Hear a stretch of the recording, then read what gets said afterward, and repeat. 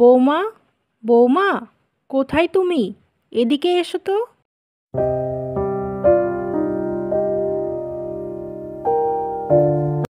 হ্যাঁ মা, বলেন।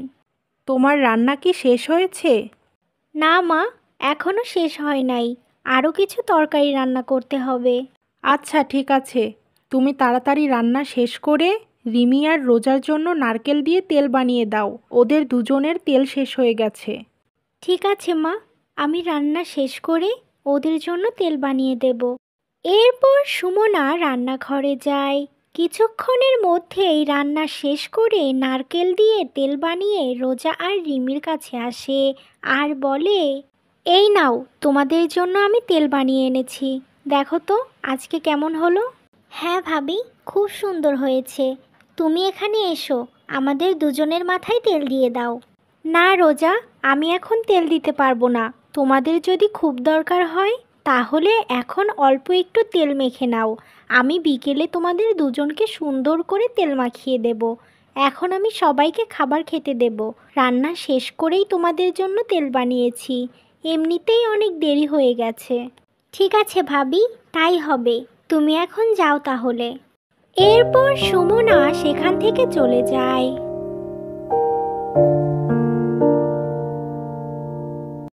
রোজা, তুই এবার আমাকে একটু তেল দিয়ে দে। আমার অনেক মাথা ব্যথা করছে, আর তেল ছাড়া চুলটাও ভালো নেই। ঠিক আছে, তাহলে তুইও কিন্তু আমাকে তেল দিয়ে দিবি। হ্যাঁ, দিব। তাড়াতাড়ি আবার তেল দেওয়া শেষ করতে হবে, না হলে কিন্তু মা রেগে যাবে। এরপর তারা তেল মাখতে শুরু করে। এভাবেই তাদের চুলের যত্ন করেই সময় পার হতো। আর তাদের ভাবি সুমনা এসব পছন্দ করতো না। তার মনে হতো রোজা আর রিমি চুল নিয়ে একটু বেশিই অহংকার করে। এভাবেই একদিন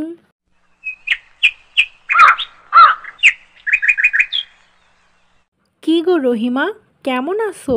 কতদিন পর তোমার সাথে দেখা। হ্যাঁ গো আপা, আমি ভালো আছি। আপনি কেমন আছেন? হ্যাঁ, আমি ভালোই আছি।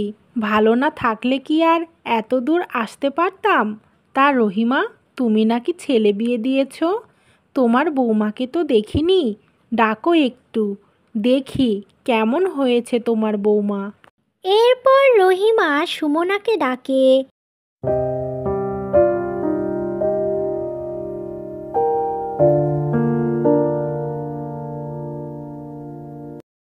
এইটা তোমার বৌমা? আমি তো ভাবলাম তোমার বৌমা তোমার মেয়েদের মতোই সুন্দর আর লম্বা লম্বা চুল থাকবে, কিন্তু এখন তো দেখছি তেমন একটা সুন্দর না, আর চুলও এত ছোট ছোট। তুমি না আগে বলতে যে তোমার বৌমা আনবে চুল ও গুণ দেখে? হ্যাঁ বলেছিলাম, কিন্তু যা চাইবো তাই কি আর পাবো? হয়তো আমার বৌমার লম্বা চুল নেই, কিন্তু তার মধ্যে সব গুণই আছে। আর আমার ছেলে ওকে পছন্দ করে নিয়ে এসেছে, তাই আমি কোনো আপত্তি করিনি। ও, তাহলে তো ভালোই। তুমি অনেক ভালো মনের মানুষ, তাই তো এমন বৌমাকে মেনে নিয়েছো। আমি হলে কখনো মেনে নিতাম না। আমার বৌমা এত সুন্দর, তারপরেও আমার আফসোস হয় যে আরও কেন সুন্দর দেখে আমার ছেলেকে বিয়ে করায়নি। আচ্ছা আপা, আপনি এসব কথা এখন বাদ দেন। যা হওয়ার তা তো হয়েই গেছে, এসব বলে আর লাভ কি? তা বলেন, আপনার বাড়ির সবাই কেমন আছে? এভাবেই তারা কথা বলতে থাকে। এরপর মিনা বেগম সুমনার রান্না করা খাবার খায় এবং সুমনার রান্নার প্রশংসা করে। তারপর বিকেলবেলা মিনা বেগম চলে যায়। এভাবেই কিছুদিন অতিবাহিত হয়। একদিন রিমি আর রোজা তার ভাবিকে বলে, ভাবি, আমাদের চুলে না অনেক জট লেগে গেছে, একটু ছাড়িয়ে দাও না। কিছুতেই আমরা ছাড়াতে পারছি না। ঠিক আছে, তোমরা এখানে বসো, আমি ছাড়িয়ে দিচ্ছি। এরপর সুমনা তার ননদদের চুল চিরুনি করে দেয়। ভাবি, তুমি না থাকলে যে আমাদের কি হতো? তুমি আমাদের চুলের কি সুন্দর করে যত্ন নাও। আচ্ছা ভাবি, তোমার কি আমাদের এসব কাজ করতে বিরক্ত লাগে? না না রোজা, বিরক্ত লাগবে কেন? তোমরা তো আমার বোনের মতো, তোমাদের কাজ করতে আমার কষ্ট কিসের? আচ্ছা, এবার তোমরা যাও, গোসল করে ফেলো, না হলে কিন্তু তোমাদের চুল শুকাবে না। এই কথা শুনে রিমি আর রোজা গোসল করতে যায়। ভাবি, আজকে আমাদের বান্ধবীরা বেড়াতে আসবে, তুমি ওদের জন্য একটু ভালো ভালো রান্না করো, কেমন? কয়জন আসবে রোজা? তুমি কি সেটা আমাকে বলতে পারবে? জানি না ভাবি, আমরা অনেককেই বলেছি, এখন কে কে আসবে সেটা শিওর বলতে পারছি না। ঠিক আছে, বলতে হবে না, আমি মাপ করে রান্না করব।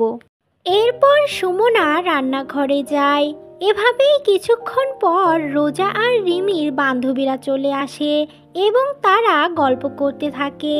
এমন সময় সেখানে সুমনা আসে আর বলে, তোমরা কেমন আছো?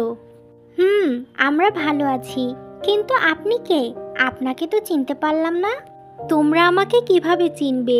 তোমরা তো আমাকে কখনো দেখোনি। আমি রোজা আর রিমির ভাবি। ও আচ্ছা, আপনি ওদের ভাবি?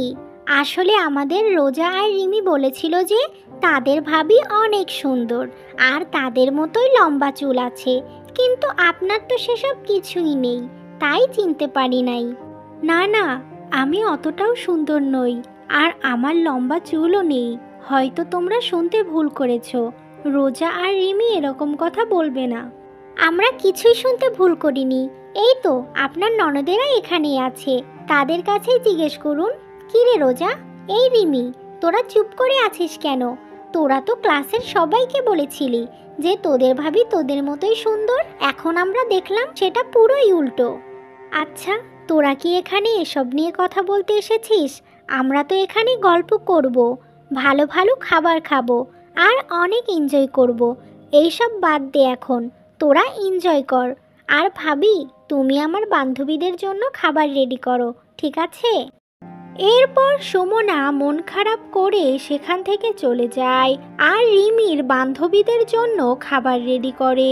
এভাবেই সেই দিনটা কাটে। পরের দিন সকালে, একটু শোনো তোমরা, তোমাদের সাথে আমার একটু কথা আছে। হ্যাঁ ভাবি, বলো, কি হয়েছে? তোমাদের বান্ধবীদের কাছে তোমরা কেন মিথ্যা কথা বলেছো?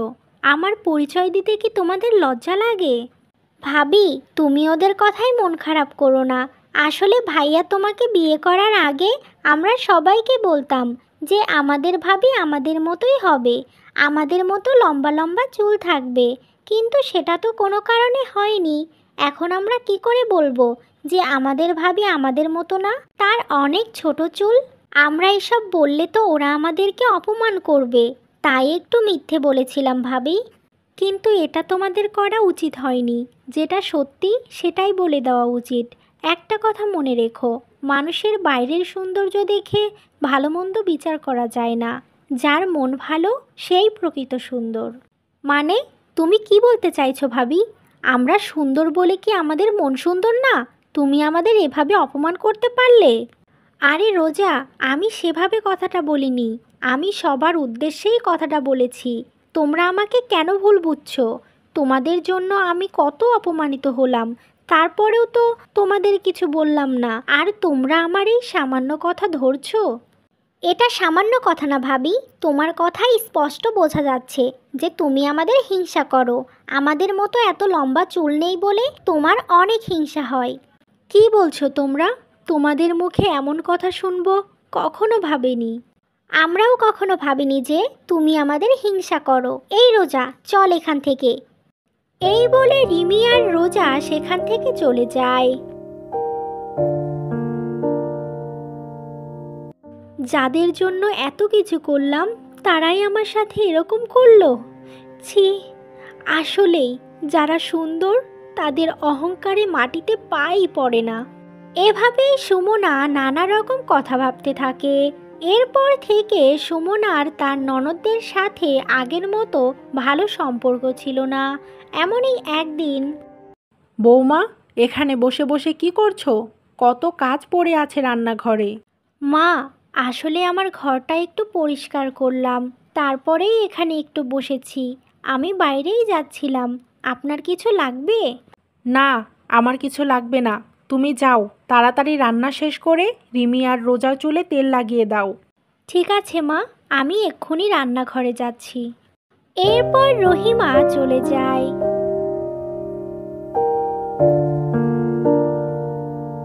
এ কি, মা আজকে এমনভাবে কথা বলল কেন? কখনো তো আমার সাথে এভাবে কথা বলতো না। রিমি আর রোজা কি মাকে কিছু বলেছে? এই জন্যই কি মা আমার সাথে এমন করছে?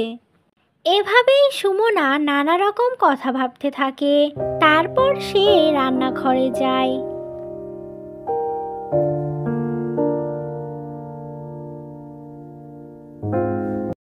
তোমাদের দুজনের মধ্যে কে আগে তেল নেবে বলো? আমি তাকেই আগে তেল দিয়ে দিচ্ছি। আমাকেই আগে দাও, কিন্তু একটাও চুল যেন না ওঠে। আগেও তো তোমাদের তেল দিয়ে দিয়েছি, তখন তো চুল ওঠেনি, তাহলে এখন কেন চুল উঠবে? আগে তো আমরা অনেক কিছুই জানতাম না, তাই এখন একটু সতর্ক হয়েছি। বলা তো যায় না, ইচ্ছে করে চুলগুলো ছিঁড়ে দিলে। রিমির এসব কথা শুনে সুমনা অনেক কষ্ট পায়, কিন্তু সুমনা তাদের এসব কথার উত্তর দেয় না। সে রিমি আর রোজার মাথায় তেল লাগিয়ে দেয়। এভাবেই নানা রকম অজুহাতে রিমি আর রোজা তাদের ভাবিকে কথা শোনাতো। তাই সুমনা মনে মনে একটা সিদ্ধান্ত নেয়, আর সেটা বলার জন্য তার শাশুড়ি ও দুই ননদকে ডাকে। কি হয়েছে বৌমা, তুমি আমাদের সকলকে এভাবে ডাকছো কেন? হ্যাঁ মা, আমি আপনাদের কিছু বলতে চাই, এর জন্যই আপনাদের ডেকেছি।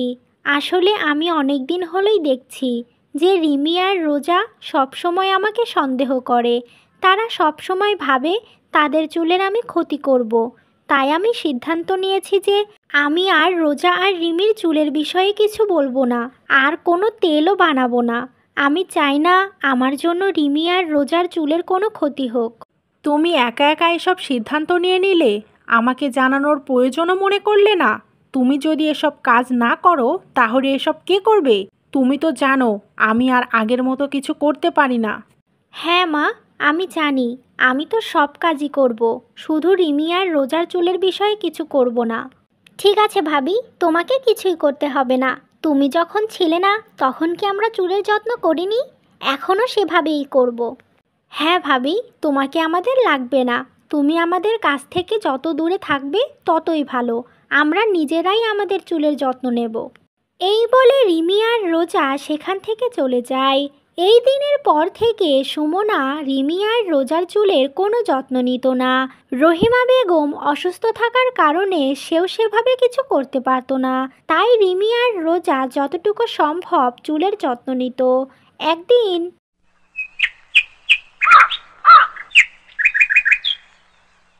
এই রোজা শোন, আমি না অনলাইনে একটা তেল দেখেছি, খুব ভালো, অনেক ভালো ভালো রিভিউ আছে। আমরা যদি ওই তেলটা ব্যবহার করি তাহলে দেখবি আমাদের দুজনের চুল কতটা সুন্দর হয়। ঠিক আছে, তাহলে তুই তেলটা অর্ডার করে দে, আমরা দুজনেই তেলটা ব্যবহার করব।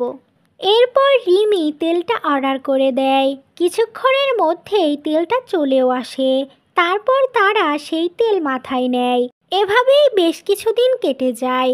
একদিন সুমনা রিমি আর রোজার ঘর পরিষ্কার করতে যায়, আর সে দেখে তাদের ঘরে অনেকগুলো চুল পড়ে আছে। তাই সে তার ননদকে বলে, এ কি, তোমাদের ঘরে এত চুল কিসের? তোমরা কি চুল কেটেছো? কি হলো, তোমরা দুজনে কাঁদছো কেন? ভাবি, আমাদের চুল কেন জানি সব উঠে যাচ্ছে, আমরা কিছুই বুঝতে পারছি না। কি বলছো তোমরা? আগে তো কখনো এমন হয়নি। তোমরা কি চুলে কিছু লাগিয়েছো? আসলে ভাবি, আমাদের তেল বানাতে অনেক কষ্ট হয়। মা তো অসুস্থ, আগুনের তাই যেতে পারে না। তাই আমি ভাবলাম অনলাইন থেকে একটা তেল অর্ডার করে দেই। সেটা ব্যবহার করলে হয়তো চুল আরও ঘন আর সুন্দর হবে। কিন্তু সেসব তো কিছুই হলো না, উল্টো আমাদের দুজনের শখের চুলগুলো উঠে যাচ্ছে। দেখো ভাবি, আমাদের চুল কত ছোট হয়ে গেছে। ভাবি, এখন আমরা কি করব?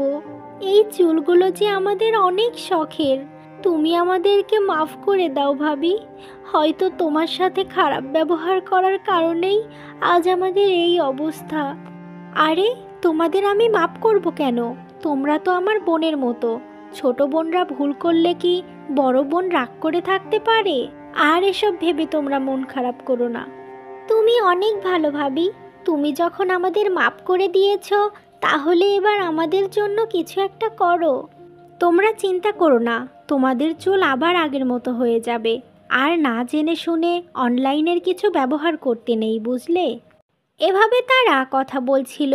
এমন সময় সেখানে রহিমা চলে আসে আর রিমি আর রোজার চুল ছোট দেখে বলে, এ কি, তোদের এত কালো ঘন লম্বা চুলের এমন অবস্থা কেন? কত যত্ন করে তোদের চুল সুন্দর করেছিলাম, এক নিমিষেই সব শেষ। তোরা কি করেছিস? নাকি এই মেয়েটা তোদের সাথে কিছু করেছে? এই মেয়ে, তুমি ওদের চুলের এমন অবস্থা করেছো, তাই না? আমার মেয়েরা ঠিক বলেছিল, তুমি তো আমার মেয়েদের হিংসা করো। নিজের তো রূপ চুল কিছুই নেই, তাই আমার মেয়েদের পেছনে লেগে গেছো। মা, আমি এসব করিনি। আমার কথাটা একবার শোনেন। কি শুনবো? তুমি আর কি বলতে চাও? এত বড় সর্বনাশ করে আবার বড় বড় কথা বলছো? মা, তুমি ভাবিকে কিছু বলো না। ভাবি কিচ্ছু করেনি, আমি তোমাকে সবটা বলছি, শোনো। এরপর রিমি তার মাকে সব কথা বলে। তখন রহিমা তার বৌমাকে বলে, বৌমা, আমি বুঝতে পারিনি, আমাকে তুমি ক্ষমা করে দাও। না জেনে তোমাকে অনেক খারাপ কথা বলেছি। ঠিক আছে মা, আমার কাছে আর ক্ষমা চাইতে হবে না। শুধু একটা ভুল বোঝাবুঝির জন্য আমাদের মাঝে কতটা দূরত্ব বেড়ে গেছিল। আজ সবটা ঠিক হয়ে গেছে, আমি এতে খুব খুশি। রিমি, রোজা, তোমরা আমার সাথে এসো, একটা স্পেশাল তেল তোমাদের মাথায় দিয়ে দেব। এরপর সুমনা তেল বানিয়ে রিমি আর রোজার মাথায় দিয়ে দেয়। এভাবেই প্রতিদিন সুমনা তাদের দুজনের চুলের যত্ন নিত। এমনভাবেই বেশ কয়েক মাস কেটে যায় আর রিমি আর রোজার চুল আগের মতো সুন্দর আর লম্বা হয়ে যায়।